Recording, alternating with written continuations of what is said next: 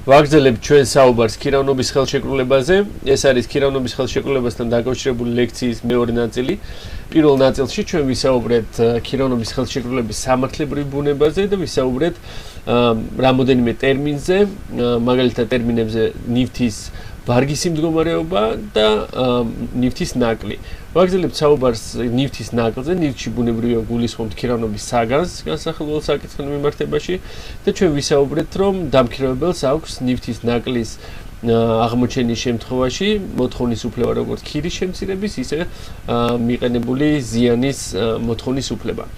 აქვე უნდა აღვნიშნოთ, რომ იმ შემთხვევაში, როდესაც დამქირავებელმა ხელშეკრულების ხელმოწერისას, მაგალითად უკვე იცოდა ასეთი ნაკლის შესახებ, ან ქირავნობის გარკვეულ მონაკვეთში, ანუ ხელშეკრულების მოქმედების დროს აღმოაჩნდა ნივთს ასეთი ნაკლი, მაგრამ დამქირავებელი არაფერს ეუბნებოდა ამის შესახებ გამქირავებელს, მას ერთმევა შემდგომ უკვე უფლება, რომ მოითხოვოს გამქირავებლისაგან გარკვეული მოქმედებების შესრულება, როგორც არის ქირის შემცირება, მას ასევე არ ექნება საშუალება, რომ უარი თქვას ხელშეკრულებაზე, გამომდინარე იქიდან, რომ ის არაფერს ეუბნებოდა გამქირავებელს ამის შესახებ და ასევე არ ექნება უფლება მოითხოვოს ზიანის ანაზღაურება. მნიშვნელოვანი არის, რომ საერთოდ ზოგადი წესის მიხედვით ბათილი არის ნებისმიერი დათქმა უშუალოდ ხელშეკრულებაში, რომელიც გაანთავისუფლებს გამქირავებელს პასუხისმგებლობისაგან, რომ აანაზღაუროს ზიანი, რომელიც მიადგა დამქირავებელს, თუ მან, ანუ საუბრობ გამქირავებელზე, განზრახ დამალა ქირავნობის საგნის ნაკლი ან და ნაკლის შესახებ ინფორმაციის მიწოდება დამქირავებლისათვის. სურს ვისაუბრო ისეთ უმნიშვნელოვანეს საკითხზე, როგორიც არის ხარჯები, რომელი ხარჯებით შეიძლება იქნას გაღებული იმისათვის, რომ უზრუნველყოფილ იქნას ნივთის, ანუ ქირავნობის საგნის ნორმალურ მდგომარეობაში ყოფნა. ბუნებრივი არის მთელი რიგი, ასე ვთქვათ, ცხოვრებისეული გარემოებები, რომელი გარემოებების დადგომისას აუცილებელი არის, რომ ქირავნობის საგანი მოითხოვს გარკვეული ხარჯების გაღებას იმისათვის, რომ უზრუნველყოფილი იყოს მისი ნორმალურ მდგომარეობაში ყოფნა. ნორმალურ მდგომარეობაზე, როდესაც საუბრობ, ბუნებრივია გულისხმობ იმ ჩვეულებრივ მდგომარეობას, რომელიც უზრუნველყოფს ნივთის ვარგისიანობას. აქ განსახილველ საკითხთან მიმართებაში გვაქვს ორი ტერმინი, რომელზედაც სურს ვისაუბრო ლექციის ამ ნაწილში. ეს ტერმინები არის აღჭურვა და ტერმინები რემონტი. ბუნებრივია ძალიან კარგია, როდესაც ხელშეკრულების მხარეები თავიდანვე ხელშეკრულებაში წერილობით შედგენილ დოკუმენტს გულისხმობ ამ შემთხვევაში გაითვალისწინებენ, თუ რას მიიჩნევენ ისინი აღჭურვად, ანუ რას გულისხმობენ აღჭურვაში და რას გულისხმობენ ასევე რემონტში. ერთი შეხედვით არ უნდა იყოს პრობლემური, რომ დადგინდეს აღჭურვის მნიშვნელობა. მაგრამ აქ მნიშვნელოვანი არის ის, რომ შემოდის ბევრი სხვადასხვა ტერმინი გამოყენებაში, ანუ შეიძლება მხარეებმა გამოიყენონ და მიუთითონ ამ ტერმინებზე, როგორც არის მაგალითად ტერმინი გაუმჯობესება.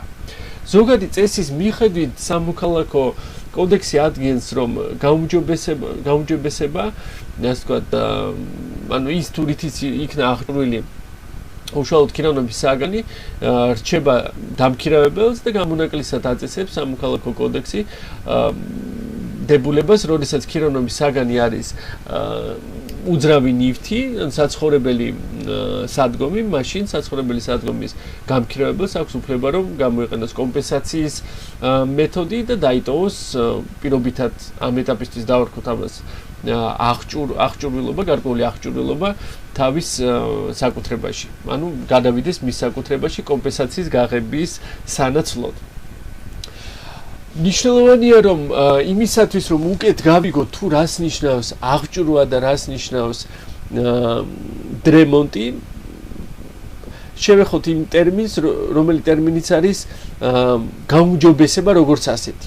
რა ჩაითვლება გაუმჯობესებად? ბუნებრივია, თუ უბრალოდ საცხოვრებელი ბინის ფასი, ანუ იმატებს ჩვეულებრივი, ასე ვთქვათ, საბაზრო ფასის მატებასთან გვაქვს საქმე, ეს არ არის ნივთის, ანუ ამ შემთხვევაში ქირავნობის საგნის, ანუ საცხოვრებელი ბინის გაუმჯობესება. გაუმჯობესება თავის მხრივ გულისხმობს, რომ უნდა იყოს განხორციელებული რაღაც მოქმედება, რომელიც ამაღლებს ნივთის გამოყენების ეფექტურობას. ან აფართოებს მისი გამოყენების შესაძლებლობას, ანუ არეალს, ან ამაღლებს მის საბაზრო ფასს. როგორც ხედავთ, უნდა იყოს განხორციელებული რაღაც კონკრეტული მოქმედება, რომელიც მოქმედებაც მიმართული იქნება ჩემს მიერ დასახელებულ, როგორც ვთქვათ, გამოყენების ეფექტურობისაკენ, ასევე გამოყენების არეალის გაფართოებისაკენ, ან საბაზრო ფასის ამაღლებისაკენ. თქვათ, მაგალითისთვის მოვიყვანეთ ისევ და ისევ საცხოვრებელი სახლი და მაგალითისთვის გამოდგება, თქვათ, მისი აღჭურვა საყოფაცხოვრებლო ტექნიკით. და ასეთი ტექნიკის მაგალითად გამოვიყენოთ, თქვათ, ელექტროგამოთმობელი საშუალებების დამონტაჟება. ბუნებრივია, თუ თქვათ, საქმე ეხება საცხოვრებელ ბინას, რომელიც საცხოვრებელი ბინაც არ არის უზრუნველყოფილი გამოთმობელი საშუალებების სისტემით, მისი საბაზრო ფასი ქირავნობის ხელშეკრულების დადების მომენტში უნდა იყოს მიჩნეული ნაკლებად, ვიდრე საბაზრო ფასი გარკვეული გაუმჯობესების განხორციელების შემდგომ. გულისხმობ, როდესაც უკვე გამოთმობელი საშუალებები იქნება დამონტაჟებული საცხოვრებელ ფართზე. პრობლემა არანაირი არ იქნებოდა თუ გამოთმობელი საშუალებების დამონტაჟება არ იქნებოდა დაკავშირებული გარკვეულ სამუშაოების ჩატარებასთან. სამუშაოების ჩატარებაზე როცა საუბრობ, გულისხმობ მაგალითად თუნდაც საცხოვრებელი სახლის კედელში გაკეთებულ ნახვეტებს, რომელ ნახვეტებშიც უნდა გავიდეს საჰაერო მილი იმისათვის, რომ გამოთმობელმა საშუალებამ აიღოს ჰაერი და ასევე უკვე გამთბარი ჰაერი, ანუ გადამუშავებული ასე ვთქვათ, პირობითად ჰაერი გაუშვას ისევ და ისევ საცხოვრებელი სახლის ფარგლებს გარეთ. შესაბამისად, შეიძლება იგულისხმებოდეს, რომ თითოეულ ოთახში გამოთმობელი საშუალების დამონტაჟება მოითხოვს გარკვეული სამუშაოების განხორციელებას. ბუნებრივია დადგება საკითხი, როდესაც ხელშეკრულების მოქმედების ვადა ამოიწურება, თუ როგორ უნდა იქნას განხორციელებული სამუშაოები, რომლებიც დაკავშირებული არის ამ გამოთმობელი საშუალებების დემონტაჟთან. პირველ რიგში ეს მოითხოვს ხარჯებს, მეორე რიგში დემონტაჟის შედეგად ზიანდება უშუალოდ კედელი საცხოვრებელი ბინის. ამ შემთხვევაში აქვს თუ არა ვალდებულება დამქირავებელს დრომ შეაკეთოს კედელი, ანუ ამოავსოს ის პირობითად ხრელი კედელში და ასევე განახორციელოს გარკვეული სამღებრო სამუშაოები. მეორე საკითხი, საკითხის გამომდინარეობს იგივე ჩვენს მიერ მოყვანილი მაგალითიდან, ეხება კომპენსაციის საკითხს და იმ დათქმას, რომელზედაც მე თქვენ გითხარით, რომ საცხოვრებელი სადგომის, ანუ ამ შემთხვევაში საცხოვრებელი ბინის გამქირავებელს აქვს უფლება გამოიყენოს კომპენსაციის მეთოდი და დაიტოვოს გაუმჯობესება თვითონ ამ ფართზე. ბუნებრივია, ასეთ დათქმას აქვს არსებითი მნიშვნელობა და გამართლება იმ შემთხვევაში, როდესაც ქირავნობის ხელშეკრულების მოქმედების ვადა არც ისე დიდი არის. რატომ ვამბობ ამას? თუ ვთქვათ, მაგალითისთვის, ქირავნობის ხელშეკრულება დადებული არის 5 წლის ვადით, ან მეტი ვადით. ბუნებრივია, საბაზრო ფასი თვითონ გამოთმობელი საშუალებების შეძენის მომენტში და მათი საბაზრო ფასი 5 წლის გასვლის შემდეგ იქნება აბსოლუტურად სხვადასხვა.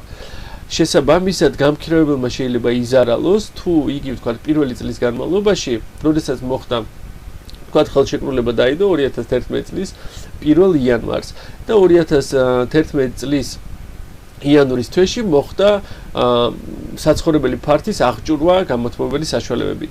თუ ვთქვათ გამქირავებელი გადაიხდის გარკვეულ კომპენსაციას, რომელიც კომპენსაციაც იქნება საკმაოდ მაღალი, მაგალითად საბაზრო ფასის ამ გამოთმობელი საშუალებების 30% თუნდაც პირველივე წლის განმავლობაში შეიძლება საერთო ჯამში იზარალოს იმდენად, რამდენადაც 5 წლის გასვლის შემდეგ, თუ ვთქვათ, ჩვენ ვთქვით, რომ მაგალითში ქირავნობის ხელშეკრულება დადებულია 5 წლის ვადით.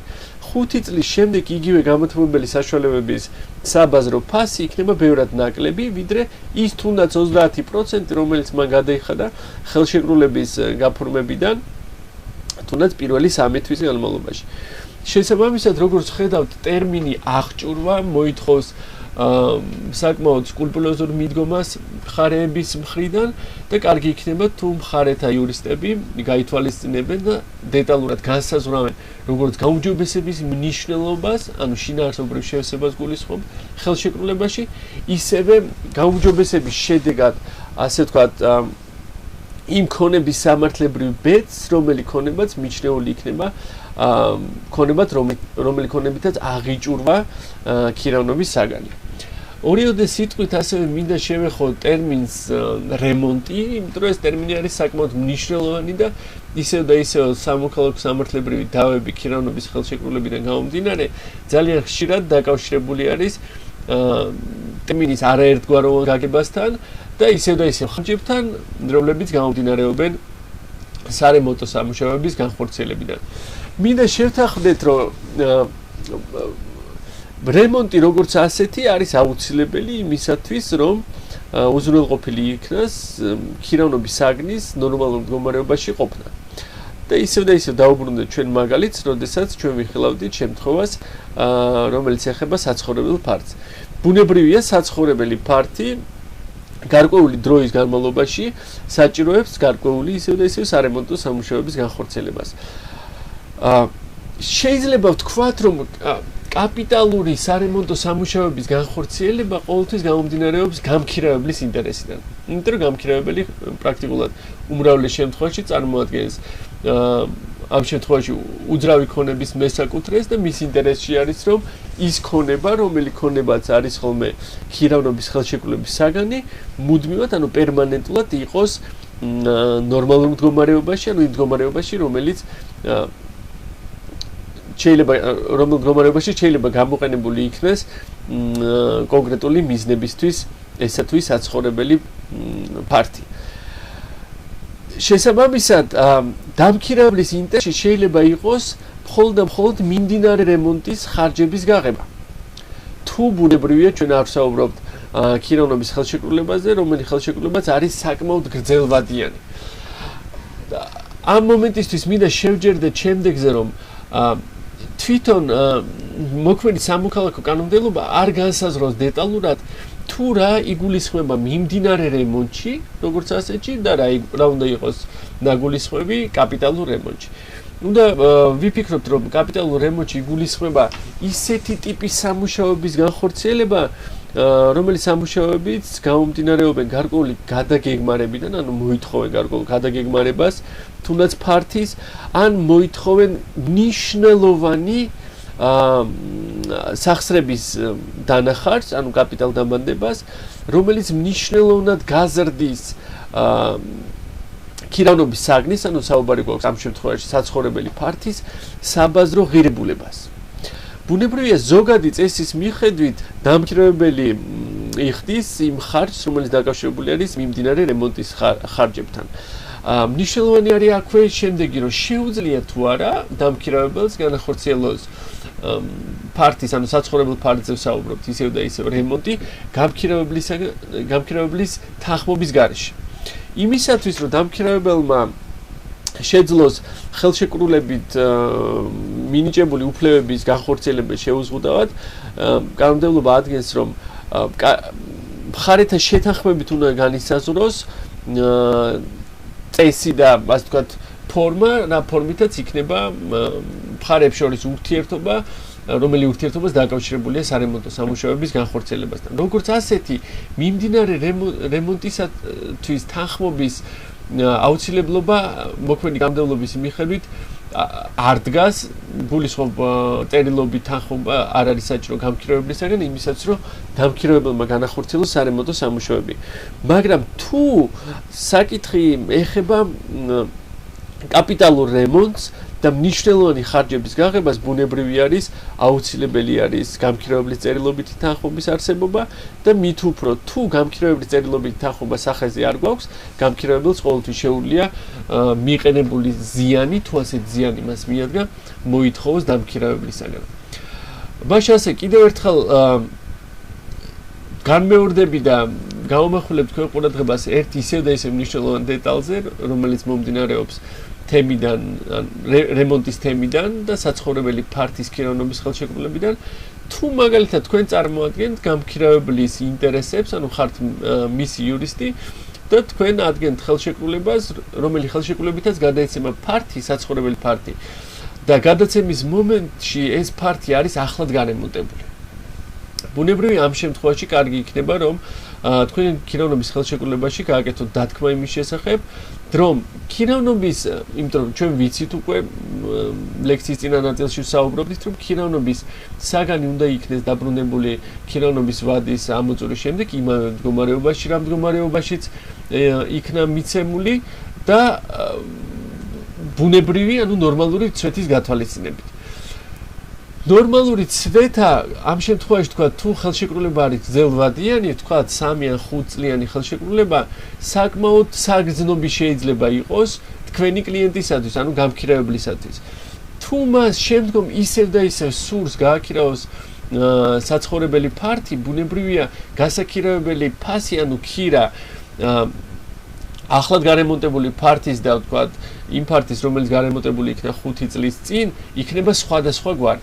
შესაბამისად, კარგი იქნება თუ გამქირავებლის ინტერესების დასაცავად ჩადებული იქნება ხელშეკრულებაში მუხლი, დაახლოებით შემდეგი ფორმულირებით, რომ ქირავნობის ვადის ამოწურვის ამოწურვამდე თქვა 1 თვით ან 2 თვით ადრე დამქირავებელმა ვალდებული არის განახორციელოს ქირავნობის საგნის მიმდინარე რემონტი, თქვა დაკონკრეტდეს შეიძლება რომ განხორციელდეს სამღებო სამუშაოები, განხორციელდეს თქვა ქირავნობის ფარზე არსებული იატაკის ლამინატის თქვა ლაქის წასმა, ანუ ნებისმიერი ის ფორმულირება შეიძლება იქნას მოყვანილი კონტრაქტში, რომელიც ფორმულირებაც არის გამქირავებლის ინტერესში იმისათვის, რომ მან მიიღოს ისეთ ფორმაში ქირავნობის საგანი, რომ შემდგომ ისევ შეძლოს მისი გაქირავება.